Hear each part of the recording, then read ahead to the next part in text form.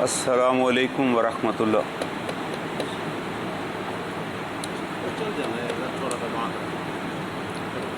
نحمدہ ونصلی علی رسولہ النبی الکریم۔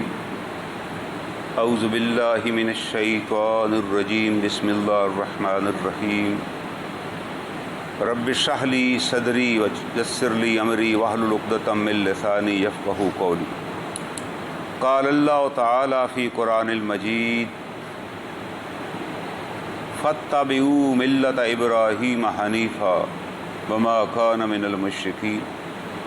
ان اول بیت وضع للناس للذی ببکۃ مبارکا وہدی للعالمین فیہ آیات بینات مقام ابراہیم ومن دخلہ کان آمنا وللہ علی الناس حج البیت من استطاع الیہ سبیلا ومن کفر فإن اللہ غنی عن العالمین۔ قل یا اہل الکتاب لم تکفرون بآیات اللہ واللہ شہید علی ما تعملون۔ صدق اللہ العلی العظیم۔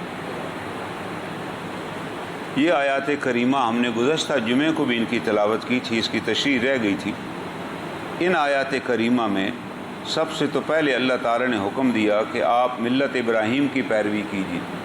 ملت ابراہیم حنیفہ، حنیف کا مطلب ہے یکسو ہو کر ایک ہی طرف رخ کر کے عبادت کرنے والے کو حنیف کہتے ہیں۔ یہ نہیں کہ مصیبت آ گئی تو کسی نے کہا جی اس طرف چلے جائیں تو ادھر چلے گئے، وہاں سے مصیبت نہیں کٹی تو کسی نے مشورہ دیا جی وہاں دربار کی طرف چلے جائیں، وہاں چلے گئے، اور اسی طرح بھاگتے رہے، آتے جاتے رہے، پھر مصیبت ختم ہو گئی تو پھر کہا فلاں فلاں کی وجہ سے کٹ گئی مصیبت۔ یہ کہا ہی نہیں کہ یہ مصیبت تو اللہ نے کاٹی تھی۔ آپ پہلے تو دائیں بائیں گئے کیوں؟ اللہ تعالیٰ نے اس لیے اس کو ملت ابراہیم حنیفہ قرار دیا ہے۔ ابراہیم علیہ السلام یکسو ہو کر اللہ ہی کی طرف رجوع کرنے والے تھے، اور اللہ تعالیٰ نے ان کے بارے میں فرمایا کہ ابراہیم اپنی ذات کے اندر ایک امت تھے۔ اور اب حکم ہے کہ اب ابراہیم علیہ السلام کی یہ سنت تھی، اللہ تعالیٰ نے انہیں حکم دیا کہ آپ لوگوں کو حج کے لیے بلائیں۔ انہوں نے حج کے لیے آواز لگائی، اس وادی میں آواز لگائی جہاں باپ بیٹا اور اہلیہ کے علاوہ کوئی چوتھا بندہ ہی نہیں تھا، 3 آدمی تھے یہ۔ جب انہوں نے دعوت دی کہ اے لوگو آؤ حج کی طرف، اللہ نے کہا بس آپ اعلان کر دیجیے حج کا، اور آپ دیکھیں گے ابراہیم علیہ السلام کو اللہ کی ذات پہ اتنا یقین تھا، ظاہر اتنے بڑے مرتبے پہ وہ فائز تھے، انہوں نے آگے سے نہیں کہا کہ اے العالمین کس کو اعلان کرنا، ایک میں ہوں، ایک میرا بیٹا اور میری بیوی، ان سب کو پتہ ہے ہم ادھر حج کے لیے ہم نے یہ گھر بنایا، یہاں اور تو روزی روح ہے ہی کوئی نہیں، لیکن وہ جانتے تھے کہ یہ پیغام اللہ ہمارا پہنچا دے گا۔ اللہ نے کیوں حکم دیا کہ آپ اعلان کر دیجئے کہ آؤ لوگوں حج کی طرف، اور ساتھ اللہ تعالیٰ نے فرمایا کہ تم دیکھو گے ایک وقت آئے گا لوگ آئیں گے من فجن عمیق، دور دراز کی وادیوں میں، وادیوں سے لوگ یہاں پر آ جائیں گے۔ آج آپ حج پہ جو لوگ جاتے ہیں ان سے پوچھیے، آپ کو پتہ چلے گا جناب فجی سے، فن لینڈ سے، سینیگال سے، افریقہ، امریکہ، رشیا، چائنا، دنیا کے دور دراز کے جتنے خطے ہیں وہاں سے لوگ آئے ہوتے ہیں، حج پر آتے ہیں وہ جی۔ نہ ایک جیسی زبان ہے، نہ ایک جیسی خوراک ہے، نہ ایک جیسا طرز زندگی ہے، لیکن تلبیہ ایک ہی پڑھ رہے ہیں، لبیک اللہم لبیک لا شریک لک لبیک ان الحمد والنعمت لک والملک۔ یہ وہ تسبیح ہے جو ابراہیم علیہ السلام نے پڑھی تھی کہ اللہ ہم حاضر ہیں۔ اللہ نے بتایا کہ یہ آپ نے کہنا ہے جب میرے گھر کی طرف آنا ہے۔ اللہ نے کہا جب آپ کہو گے آؤ حج کی طرف تو جو سعادت مند روحیں ہیں وہ جواب دیں گی لبیک اللہم، اے اللہ تعالیٰ ہم حاضر ہیں۔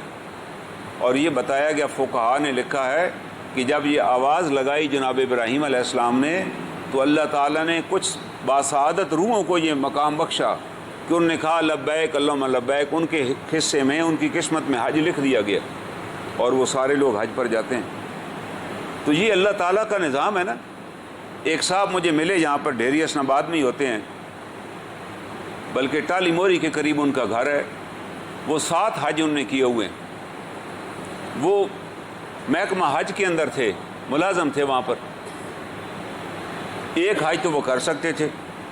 وہ کہتے ہیں میں وہاں لوگوں کے کاغذ بنا رہا تھا، اس دوران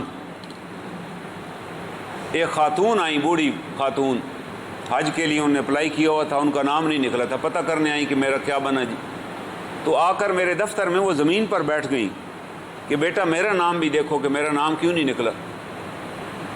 تو میں نے کہا اماں جی آپ نیچے کدھر بیٹھ گئی ہیں؟ میں آپ کے بیٹوں کی جگہ ہوں, یہ تو نہیں ہو سکتا کہ میں کرسی پہ بیٹھوں اور آپ کو میں نیچے بٹھاؤں. کہتا انہوں نے کہا کہ میں نے اسے اٹھایا اور اٹھا کے اپنی کرسی پہ بٹھا دیا اور خود میں نیچے بیٹھ گیا. میں نے کہا اب آپ حکم کریں. میں نے عملے کو بتایا, میں نے کہا دیکھو یار کسی بھی جگہ کوئی سیٹ خالی ہو جو بندہ نہ جانے والا ہو تو ان اماں جی کا نام ڈالو. ان نے وقت پہ اپلائی کیوں نہیں نام نکلا؟ تو خیر اللہ کیا کہ ہم نے جب انسان کوشش کرتا ہے تو ان کا نام ڈل گیا. اس خاتون ادھر ہی جھولی اٹھائی اور مجھے کہا کہ اللہ تمہیں 7 حج نصیب کرے.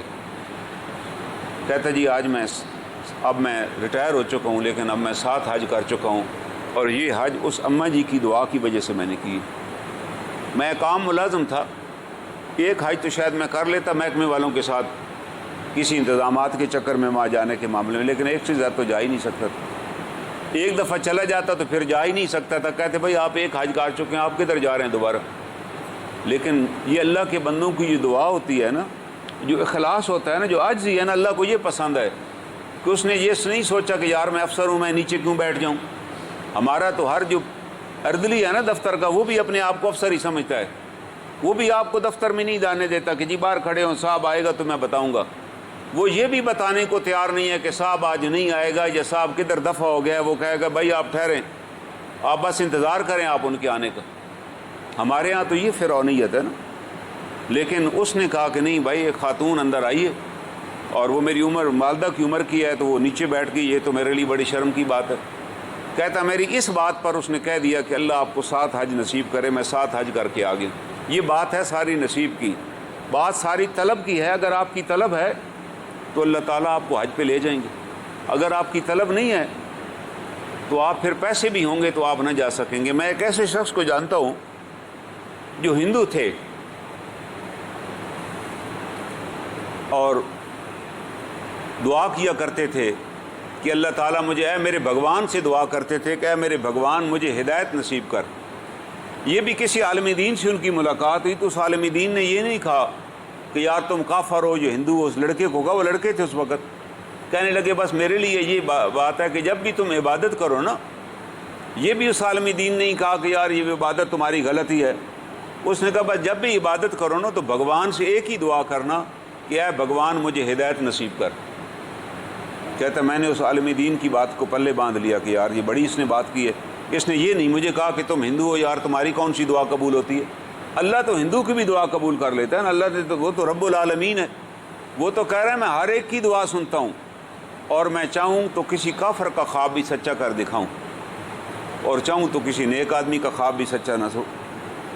جناب یوسف علیہ السلام کے زمانے میں جس بادشاہ کو خواب آیا تھا نا کہ 7 خشک گوشے ہیں اور 7 تر گوشے ہیں, 7 دبلی گائیں ہیں اور 7 طاقتور گائیں اور دبلی گائیں طاقتور گائیں کو کھا رہی ہیں.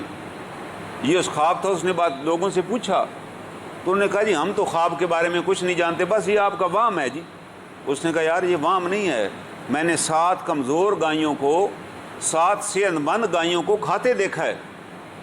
ابھی گائے تو گائے کو نہیں کھاتی, گائے تو گوشت بھی نہیں کھاتی. اس نے کہا بس میں نے خواب دیکھا ہے. انہوں نے کہا جی بس یہ کوئی ایسے ہی آپ کو کوئی خیال ہے. اس نے کہا نہیں یہ میرا خواب ہے. لیکن انہوں نے کہا جی کوئی بندہ نہیں ہمارے پاس جو اس خواب کی تعبیر بتا سکے. تو ایک قیدی ایک شخص نے بتایا جو جیل سے رہا ہو کے آیا تھا. اس کا جیل میں ایک صاحب تھے یوسف, بڑے نیک پاک بندے, وہ خوابوں کی تعبیر جانتے ہیں. وہ ہمیں بتا دیتے تھے کہ آج جیل میں کیا پکا ہوا اور ہمارے لیے کھانے میں کیا لایا جا رہا ہے. کھانا آنے سے پہلے ہمیں خبر کر دیتے تھے اور جیل میں جب ہمیں کوئی خواب آتا ہم اس کے پاس جاتے ہمیں خواب بتاتے. اور اس نے کہا کہ مجھے جیل کے اندر ہی خواب آیا تھا, میں اور ایک اور قیدی دونوں کسی جرم میں پکڑے گئے کہ ہم نے بادشاہ کے ساتھ غداری کی ہے, بادشاہ کو زہر دینے کی کوشش کی ہے. تو اس انکوائری میں ہمیں پکڑ کے جیل میں ڈال دیا گیا. جیل میں ہم نے خواب دیکھا, دوسرے قیدی نے خواب دیکھا کہ میرے سر کے اوپر روٹیوں کا تھال ہے اور پرندے روٹیاں اس میں سے کھا رہے ہیں, اور میں نے خواب دیکھا کہ میں پھل نچوڑ رہا ہوں. ہم یوسف علیہ السلام کے پاس گئے. انہوں نے کہا کہ تقدیر کا فیصلہ یہ ہے کہ جو پھل نچوڑ رہا ہے وہ اپنے عہدے پر بحال ہو جائے گا اور دوبارہ بادشاہ کو پھل نچوڑ کے پھل پلایا کرے گا. اور جس شخص کے بارے میں جس نے یہ خواب دیکھا تھا کہ میرے سر کے اوپر ایک تھال ہے جس میں روٹیاں اور پرندے روٹیاں اچک رہے ہیں. انہوں نے کہا کہ تمہیں سولی دی جائے گی اور تم سولی پر ہی لٹکے رہو گے یہاں تک کہ پرندے تمہیں کھا ڈالیں. آپ نے فرمایا کہ یہ تقدیر کا فیصلہ ہے جو تمہیں بتا دیا گیا ہے اور اس کی تعبیر میں نے تمہیں دے دی. تو یوسف علیہ السلام کو بلایا گیا, انہوں نے اس خواب کی تعبیر بتائی. تو اللہ جس کو چاہیں. وہ کہتے ہیں کہ میں پھر دعا مانگتا روزانہ کہ اے بھگوان مجھے ہدایت دے دے. اور پھر یہاں تک کہ رمضان المبارک کا مہینہ آ گیا تو مسلمان لڑکے روزے رکھا کرتے تھے. یہ 47 سے پہلے کی بات ہے. یہ بات میں نے ان سے خود سنی, یہ انہوں نے مجھے خود سنائی یہ بات. تو پھر رمضان لیلۃ القدر کی رات آ گئی تو مسلمان لڑکوں نے مجھے بتایا کہ تمہاری دعا کا کیا بنا. میں کہا جی کچھ بھی نہیں بنا. انہوں نے کہا جی آج کی رات دعاؤں کی قبولیت کی رات ہے. کہنے لگا میں اس رات بھی نہیں سویا, اور اس رات جب لوگ سارے سو گئے تو میں اپنے چارپائی پر ہی اللہ سے دعا کرتا رہا بھگوان سے کہ اے بھگوان تو مجھے ہدایت دکھا دے. تو کیسا بھگوان ہے, تو یہ بھی نہیں بتاتا میں ہدایت پہ ہوں کہ نہیں. کہتا یہ دعا مانگی میرے آنسو نکل آئے کہ اتنے دنوں سے دعا مانگ رہا ہوں اور تو مجھے بتاتا نہیں. کہتا میں پھر سو گیا. خواب میں نے یہ دیکھا کہ مسلمان لڑکے جو ہیں نا ہمارے گاؤں کے, وہ جا رہے ہیں ایک گروپ کی صورت میں. میں نے ان سے پوچھا کہاں جا رہے ہو. کہنے لگے ہم تو حج پہ جا رہے ہیں, اگر آپ آنا چاہتے ہو تو ہمارے ساتھ آ جاؤ. کہتا میں بھی ان کے ساتھ چل پڑا. یہاں تک کہ ایک میدان میں ہم پہنچے, وہاں بے شمار لوگ سفید چادروں میں چادریں اوڑھ کے بیٹھے ہوئے, اور ایک سیاہ رنگ کا کمرہ ہے جس کے ساتھ ایک بزرگ بیٹھے ہوئے ہیں اس کی ٹیک لگا کر. وہ مجھے ساتھ لے گئے اور انہوں نے بتایا یہ جتنے سفید لباسوں میں لوگ ہیں نا یہ صحابہ اکرام رضوان اللہ اجمعین ہیں جو حرم کی اس حج کے لیے تشریف لائے ہوئے. اور پھر آگے ہم بڑھے. جب آگے گئے تو بیت اللہ کی دیوار کے ساتھ جو ٹیک لگا کے بیٹھے تھے ان کے بارے میں انہوں نے بتایا کہ یہ ہمارے پیغمبر ہے حضرت محمد الرسول اللہ صلی اللہ علیہ وسلم. آپ کو دیکھ کے میں پیچھے ہٹا کیونکہ میں تو ہندو تھا, لیکن آپ اٹھے, آپ نے مجھے پاس بلایا اور گلے لگایا اور مجھے بٹھایا اور بٹھا کے کہا کہ پڑھو لا الہ الا اللہ محمد الرسول اللہ. مجھے آپ نے کلمہ پڑھا دیا. کہتے اس کے بعد میری آنکھ کھل گئی اور جو مجھے یقین ہو گیا کہ میرے بھگوان نے مجھے بتا دیا ہے کہ یہ ہدایت کا راستہ. کہتا اس دن کے بعد میں نے پھر کسی بت کے آگے سجدہ نہیں کیا. میں نے مسلمان لڑکوں سے نماز یاد کر لی اور کسی جگہ ایسے آنکھیں بند کر کے بیٹھ جاتا. ہندوؤں میں ایک عبادت ہوتی ہے پرارتھنا اس کو کہتے ہیں. اس میں یہ ہوتا ہے کہ آپ آنکھیں بند کر کے اپنے خیال میں کسی کی عبادت کرتے ہیں. تو میں گھر میں بھی جب نماز کا ٹائم ہوتا ہے ایسے بیٹھ جاتا اور اشاروں میں ہی نماز پڑھ لیتا بغیر سجدہ اور رکوع کیے. بس اللہ اکبر کہتا, دل میں سوچ لیتا کہ اب رکوع ہے, سمع اللہ لمن حمدہ کہتا تو کہہ لیتا کہ اب کھڑا ہو گیا ہوں, بیٹھا رہتا اور اسی طرح میں اپنی نماز مکمل کرتا. اور پھر ایک دن میں نے طے کر لیا کہ یار میرے والدین ہندو ہیں, میں ان کے ہاں تو کھانا بھی نہیں کھا سکتا, تو میں نے گھر چھوڑ دیا اور چلا گیا. میرے والدین نے بڑی تلاش کی اور الٹیمیٹلی مجھے ڈھونڈ نکالا. مجھے انہوں نے کشمیر بھجوا دیا اور وہاں مجھ پہ بڑا پریشر تشدد کیا گیا کہ تم واپس ہندو مذہب کی طرف لوٹ آؤ. میرے والد نے اپنی برادری کو کہا جہاں انہوں نے مجھے بھیجا تھا کہ اگر یہ واپس نہ آئے تو اس کو قتل کر کے بہا دینا, ہمارے لیے بڑی بستی ہے, ہم بڑے قبیلے کے لوگ ہیں, وہ کہیں گے ان کا بیٹا مسلمان ہو گیا. تو میں وہاں بھی میں نے اسلام کو نہ چھوڑا اور وہاں سے میں بھاگ آیا اور 5 دن برفوں کے اندر سفر کرتا ہوا بھوکا پیاسا میں واپس چکوال پہنچ گیا. اور پھر مجھے عدالت میں پیش کیا گیا. میری عمر بلوغت کی نکل آئی اور میں بچ گیا. پہلے تو مسلمان جو جج تھا اس کو پیسے دے دیے ہندوؤں نے اور ان کے حق میں فیصلہ دے دیا. پھر لوگوں نے بڑا مظاہرہ کی, اپیل ہوئی, تو پھر دوبارہ میں واپس مسلمانوں کے پاس آ گیا. پھر میرے والدین ہجرت کر گئے تو وہی گھر مجھے مل گیا جو میرے والدین نے جہاں سے مجھے نکالا تھا. اور پھر اللہ تعالیٰ نے اس دن سے لے کے کہتے ہیں آج تک میں ہر وقت درود شریف پڑھتا رہتا ہوں. 2 باتیں انہوں نے مجھے بتائی کہ اس دن کے بعد سے آج تک میری نماز قضا نہیں ہوئی. میں جب کسی مسلمان کو اذان کے وقت گھومتے پھرتے دیکھتا ہوں تو مجھے دکھ ہوتا کہ تم کیسے مسلمان ہو, اپنے ملک کے اندر اذان ہو رہی ہے اور تمہیں پرواہ ہی نہیں ہے. میں تو ہندو گھرانے میں بھی میں نے اپنی نماز قضا نہیں کی. پھر ایک بات دوسری, انہوں نے کہا کہ اب تک میں کو 3 کروڑ دفعہ درود شریف پڑھ چکا ہوں رسول اللہ صلی اللہ علیہ وسلم کی ذات پر, کیونکہ مجھے کلمہ آپ نے پڑھایا تھا نا, آپ نے مجھے کلمہ پڑھایا. پھر میری خواہش تھی کہ میں روزہ انور پر حاضر ہوں اور وہاں جا کر درود و سلام پڑھوں. وہاں جا کر حج کروں، لیکن میرے پاس وسائل ہی نہیں تھے۔ میں کسی سکول میں ایک ٹیچر بھرتی ہو گیا تھا۔ تو پھر کیا ہوا کہ ایک دن مجھے خط آیا جدہ سے کسی صاحب کا، انہوں نے کہا کہ آپ اپنا پاسپورٹ بنوائیں اور ہمیں بھیج دیں۔ میں نے دوستوں سے مشورہ کیا کہ یار اس بندے کو میں جانتا نہیں ہوں۔ انہوں نے کہا آپ نہیں جانتے، اس نے لکھا ہے تو یار پاسپورٹ بنوا کے بھیجو، آپ کو اس سے کیا غرض ہے۔ تو میں نے پاسپورٹ بنوایا، بھیجا، مجھے وہاں سے ٹکٹ بھی آ گئی۔ اس کے مطابق میں جدہ اترا۔ اس وقت بحری جہازوں پہ لوگ جاتے تھے، تو وہ شخص وہاں مجھے وصول کرنے کے لیے موجود تھا۔ اس نے کہا کہ مسجد نبوی میں نماز پڑھتے ہوئے مجھے تمہارے گھر کا پتہ اور نام بتایا گیا کہ اس بندے کو یہاں بلانے کا انتظام کرو۔ تو میں تو اس کے بعد ہی تمہارا پتہ میرے پاس آ چکا تھا، مجھے پتہ دکھا دیا گیا تھا۔ میں نے اس کے مطابق تمہیں خط لکھا، پاسپورٹ بنوایا اور لے گیا۔ مجھے بس حکم ملا، میں لے آیا ہوں تمہیں۔ یہ ہے دین سے محبت، یہ ہے رسول اللہ صلی اللہ علیہ وسلم کا احترام، یہ ہے اللہ تعالیٰ کی عطا کہ جی میں اس طرح حج کیا، میں حج کر کے وہاں حاضر ہوا، میں وہاں درود و سلام پڑھا۔ اور پھر انہوں نے صحیح بخاری شریف کی تشریح لکھی جو حدیث کی بہت بڑی کتاب ہے۔ انہوں نے کہا یہ میری طرف سے اس دین کی ایک خدمت ہے، اور اللہ نے اسلام کی حالت میں اور ایمان کی حالت میں انہیں موت عطا کی۔ یہ کتنا بڑا احسان ہے۔ اس دعا کا نتیجہ کہ انہوں نے دعا مانگی، کہ اللہ سے دعا مانگی، اے اللہ مجھے ہدایت نصیب فرما، اے اللہ تو مجھے ہدایت پہ گامزن کر۔ آپ کو بے شمار لوگ مل جائیں گے جن کے پاس کوئی وسائل نہیں تھے، انہوں نے بڑے اخلاص کے ساتھ دعا کی، اے اللہ تو ہمیں اپنے گھر کی زیارت نصیب فرما۔ اللہ نے ان کے لیے وسائل پیدا کر دی، وہ حج کر کے آ بھی گئے۔ اور لوگ یہاں جو پیسے اکٹھے کر رہے ہیں، جن کے پاس ہیں وہ ایسے ہی گھوم پھر رہے ہیں۔ میں نے عرض کیا تھا جو آدمی جس کے پاس وسائل ہیں پھر بھی حج کے لیے نہیں جاتا، تو حضور صلی اللہ علیہ وسلم نے فرمایا اگر اس حالت میں مر جائے تو یہودی یا عیسائی ہو کر مرے گا، اسلام سے اس کا کوئی تعلق نہیں ہے۔ حضرت عمر کہتے ہیں کہ وہ بس نام کا مسلمان ہے، وہ کافر ہے میرے کھاتے میں۔ آپ نے افسران مقرر کیے، عامل مقرر کیے کہ شہروں میں جاؤ، ان لوگوں کے قوائف اکٹھے کرو جن کے پاس وسائل ہیں مگر حج کے لیے نہیں جاتے، میں ان پہ جزیہ نافذ کروں کہ یہ غیر مسلم ہیں، ان کا اسلام سے کیا تعلق ہے۔ ظاہر ہے اس زمانے میں بھی لوگ جب نفاست پسند ہو جاتے ہیں نا، تو ان کو بڑا مشکل ہوتا ہے کہ یار کون اونٹ پر بیٹھے اور وہاں سفر کرے مہینے کا اور حج کر کے آئے، گھر کیوں نہ بیٹھے رہیں۔ حج کا سفر بڑا، آج جہاز میں بھی بڑا مشکل ہے۔ آپ جہاز پر بھی چلے جائیں نا، وہاں اتریں، وہ جو ہفتہ 10 دن کی مشقت ہے وہ بھی بڑی مشقت ہے۔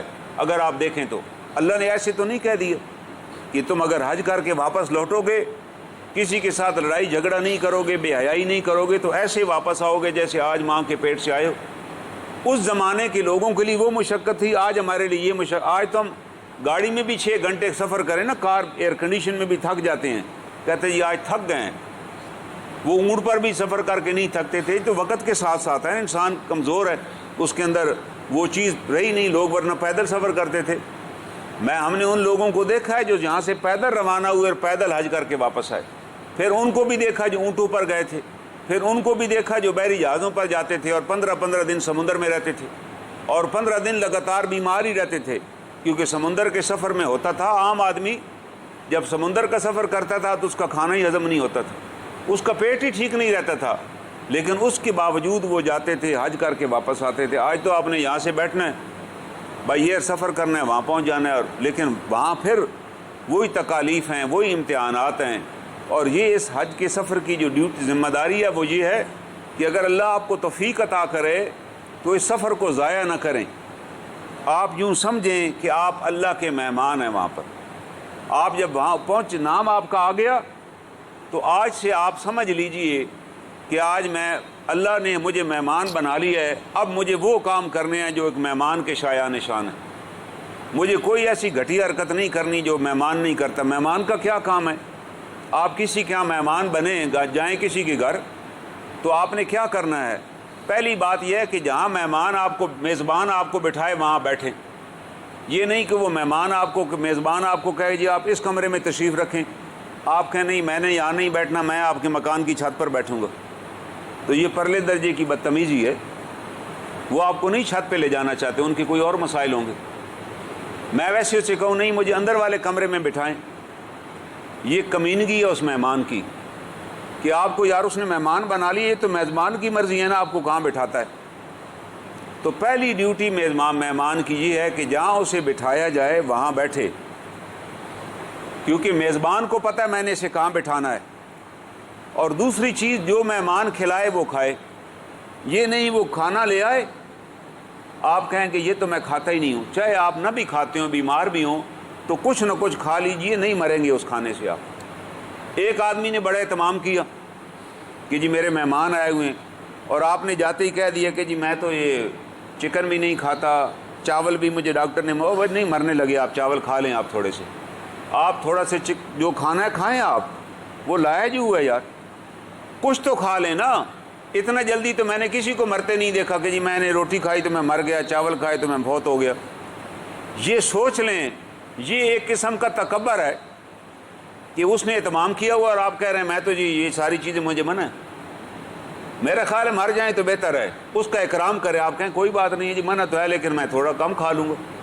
ہم کھانے سے نہیں مرتے، ہم زیادہ کھانے سے مرتے۔ جتنے لوگ دنیا میں مرے ہیں نا ہسپتالوں میں جا کر، وہ ضرور سے زیادہ کھانے کی وجہ سے مرے۔ اگر اتنا ہی کھاتے جتنا انسان کھاتے ہیں تو کبھی نہ مرتے۔ جناب رسول کریم صلی اللہ علیہ وسلم کے پاس ایک حکیم آیا، وہ شام سے آیا تھا، اسلام سے ساتھ بڑی محبت تھی، اور اس نے کہا جی مجھے آپ مدینہ میں رہنے کی اجازت دیجیے، میں آپ کے اصحاب کا علاج کیا کروں گا۔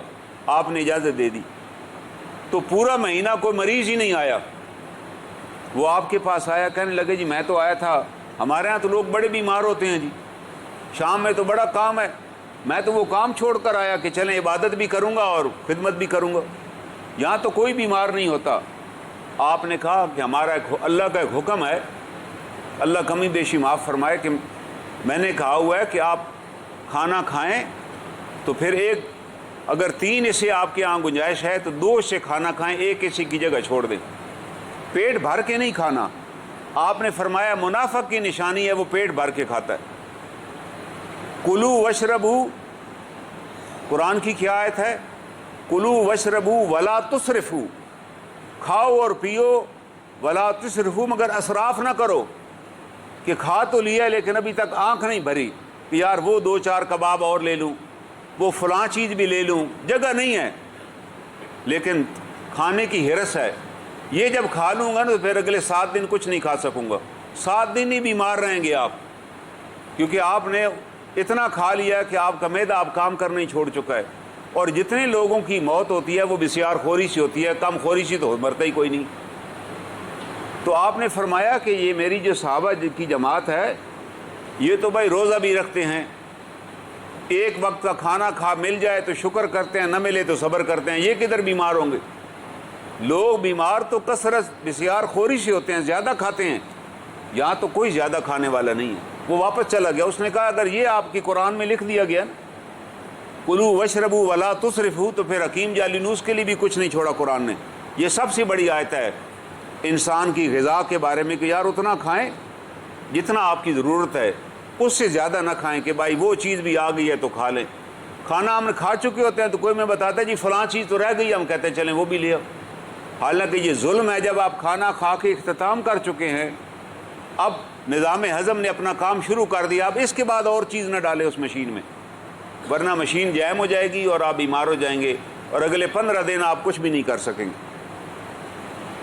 یہاں ہماری مسجد کے ایک نمازی ہیں، شاید آج بھی آئے ہوئے ہوں، حفیظ صاحب ان کا نام ہے، ان کی 76 برس عمر ہے۔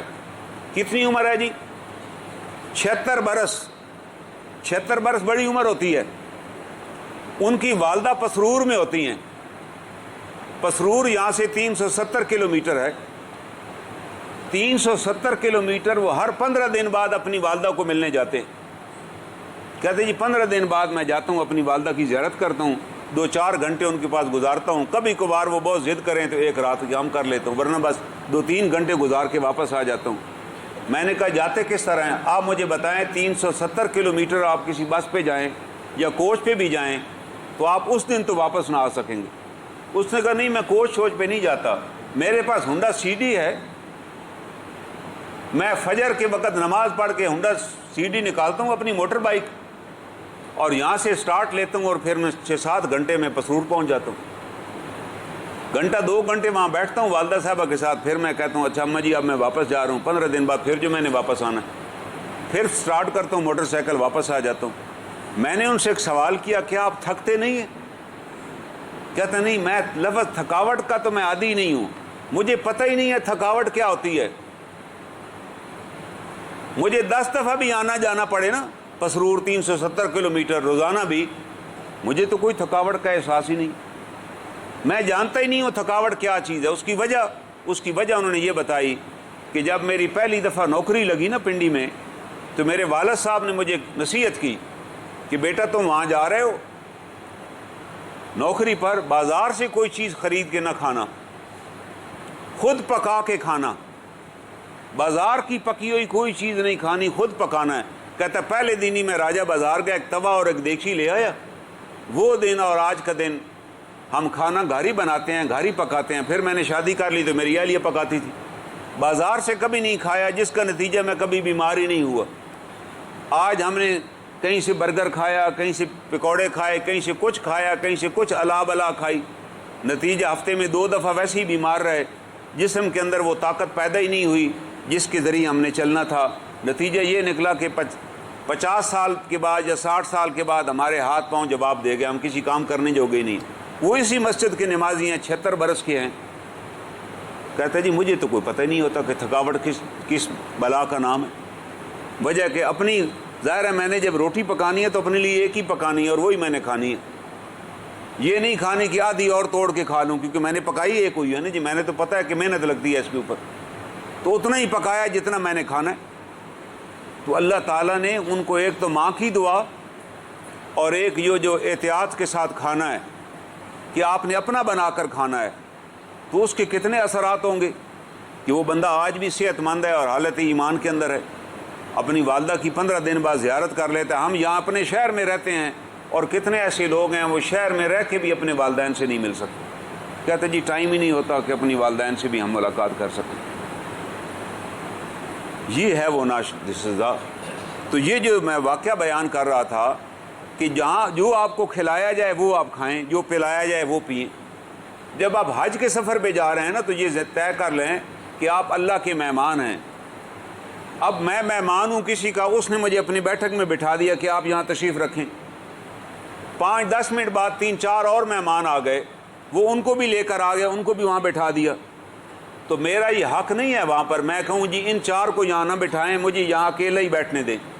اگر یہ میں مطالبہ کروں گا تو ہر بندہ کہے گا کہ یہ بندہ پرلے درجے کا بے حیا ہے، یار اس کو انہوں نے بٹھایا اور یہ کہہ رہا ہے باقی مہمانوں کو باہر بٹھاؤ۔ ہم حج پر کیا کرتے ہیں، اللہ نے ہمیں مہمان بنائے ہوئے، ہم مسجد حرم میں چلے جاتے ہیں اور ایک صف ہم مار لیتے ہیں پوری کی پوری، کوشش ہوتی ہے کہ ہمارے ساتھ کوئی نہ کھڑا ہو، اگر کوئی اپنا بندہ ساتھ ہے تو وہ ہمارے ساتھ کھڑا ہوتا ہے، کوئی اور بیچارہ پیچھے سے آئے کہ جگہ خالی ہے، ہماری پوری کوشش ہوتی ہے وہ نہ کھڑا ہو ہمارے ساتھ۔ آپ جا کر دیکھ لیجیے کہ جی ہم کہے او بھائی جگہ تانگ ہے، آپ بھائی پیچھے جائیں یار، ہمارے ساتھ نہ بیٹھیں۔ او بھائی اللہ چاہے تو آپ کو بھی وہاں سے نکال دے نا، اللہ نے اس کو بھی تو اللہ لائے ہوئے، آپ ذرا تانگ ہو کے کھڑے ہو جائیں نا، آپ نے یہاں قیام فرمانا ہے کوئی، آپ نے 2 فرض ہی پڑھنے ہیں نا، اگر 2 فرض تانگ ہو کے پڑھ لیں گے تو اس کو بھی ثواب مل جائے گا اس صف میں پڑھنے کا۔ تو آپ یہ جا کر دیکھ لیجئے، ہم نے کبھی اپنے آپ کو وہاں مہمان نہیں سمجھا، ہم اپنے آپ کو وہی قبضہ گروپ سمجھتے ہیں کہ یار یہ جگہ میری ہے اور میں نے قبضہ لیا ہوا ہے اور میں یہاں آپ کو گاڑی بھی نہیں کھڑے کرنے دوں گا، یہاں آپ کو اینٹیں بھی نہیں رکھنے دوں گا۔ جیسے رویہ ہمارا یہاں پر ہے نا، وہی رویہ ہمارا حرم کے اندر ہے، ہم کسی بندے کو ساتھ کھڑا کرنے کے لیے تیار نہیں ہیں۔ پھر جب ہم حرم میں داخل ہو رہے ہیں اس وقت بھی میری کوشش ہے کہ میں سب کو دھکیل کے پہلے آگے چلا جاؤں، حالانکہ یار ایک اگر بزرگ چڑھ رہے ہیں، ایک بزرگ حرم میں جا رہے ہیں تو مجھے تو چاہیے کہ ان کو پکڑ میں کے لے چلوں آگے، چاہے میری جماعت ہی رہ جائے۔ جماعت کا رہ جانا کوئی بڑا گناہ نہیں ہے، لیکن کسی بزرگ کا پیچھے رہ جانا کہ اس کو لے جانے والا کوئی نہیں اور آپ وہاں موجود تھے تو آپ بڑے مجرم ہیں۔ آپ کی نماز اللہ اس وجہ سے نہیں قبول کرے گا کہ یار لالچی آدمی تم میرے اس بزرگ بندے کو لے آتے جو بیچارہ معذور تھا، لیکن ہم اس معذور کا کبھی ہاتھ نہیں پکڑیں گے کہ کہیں تکبیر اولیٰ ہی نہ رہ جائے۔ یہ تکبیر اولیٰ کا غلط کنسیپٹ ہے جو ہمارے ذہن میں بٹھا دیا گیا کہ جی میں نے تکبیر اولیٰ کے ساتھ ملنا ہے، چاہے 10 نمازیوں کو میں دھکے دیتا ہوں مسجد میں گھسا ہوں۔ آپ نے فرمایا کہ یہاں حضرت عمر رضی اللہ تعالیٰ حج کے لیے آنے لگے حضور صلی اللہ علیہ وسلم سے ملاقات کی تو آپ نے کہا عمر یہ خیال کرنا کہیں بوسہ دیتے وقت تم صحیح جسامت والے ہو، کسی کو دھکا نہ دے دینا۔ ہمارے لوگ بڑے فخر سے کہتے ہیں کہ جناب بڑا رش تھا، پھر ہم بیچ میں گھس گئے اور ہم نے لوگوں کو بڑے دھکے دیے اور جا کر جناب بوسہ دے کے واپس آ گئے۔ بھائی بوسہ دینا تو سنت تھا اور یہ دھکا دینا تو حرام تھا۔ آپ نے حرم کے اندر رب کے گھر کے سامنے دھکے دیے لوگوں کو تاکہ آپ کو سنت کا اجر مل جائے۔ آپ بڑے احمق ہیں پرلے درجے کے، آپ کو کوئی سنت کا اجر نہیں ملا۔ آپ کے تو ان بندوں کی وجہ سے لعنت پڑی جن کو آپ نے دھکے دیے، جن کو کسی کو کوئی چوٹ بھی لگ گئی، کسی کو میری آرک لگ گئی۔ بھائی اللہ کے رسول صلی اللہ علیہ وسلم نے کیا کیا جب آپ تشریف لے گئے؟ آپ اگر چاہتے تو حجر اسود پر تشریف لے جاتے تو صحابہ سارے ہٹ جاتے کہ نہ ہٹ جاتے، لیکن آپ نے کیا کیا؟ آپ طواف کر رہے تھے، آپ جب حجر اسود کے مقابل آئے تو آپ نے اپنے ہاتھ اٹھائے اور ایسے کیا اور بوسہ دے کے چل دیے۔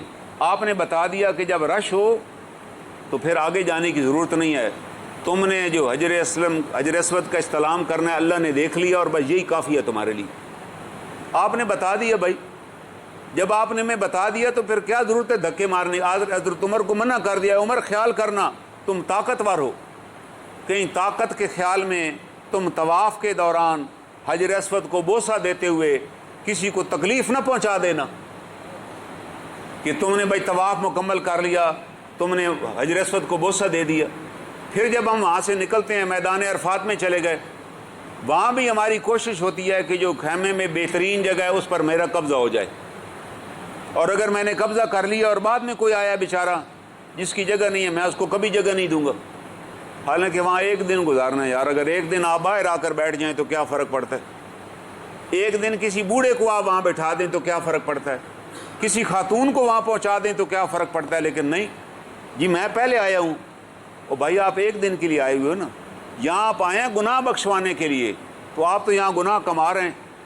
آپ ایک بزرگ کو اس کے خیمے تک پہنچا دیں گے، آپ اپنا کھانا اسے پیش کر دیں گے، اپنا پانی اسے پیش کر دیں گے، اور اس نے دعا دے دی تو تیرے سارے گناہ معاف۔